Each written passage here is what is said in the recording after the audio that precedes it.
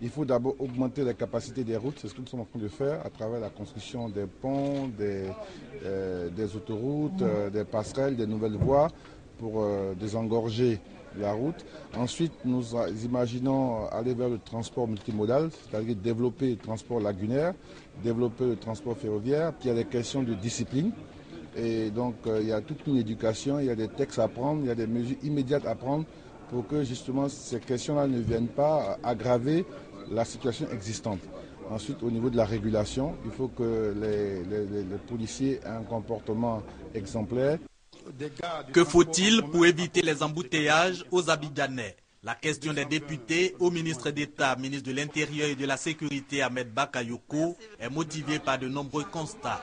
Les embouteillages n'épargnent aucune artère ou aucun carrefour et personne, y compris les cortèges officiels et ambulances, n'y échappe.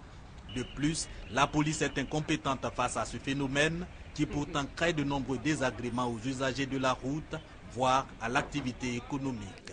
Pour répondre, Ahmed Bakayoko indique la densité du trafic avec l'augmentation du parc automobile, estimé à ce jour à 400 000 véhicules, le mauvais état de la signalisation, l'insuffisance de l'effectif de la police de la circulation, 800 agents contre 2000 attendus.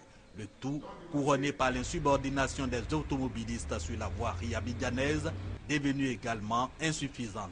Toutefois, rassure le ministre d'État, le gouvernement a envisagé des mesures pour régler la question des embouteillages d'ici à 6 mois.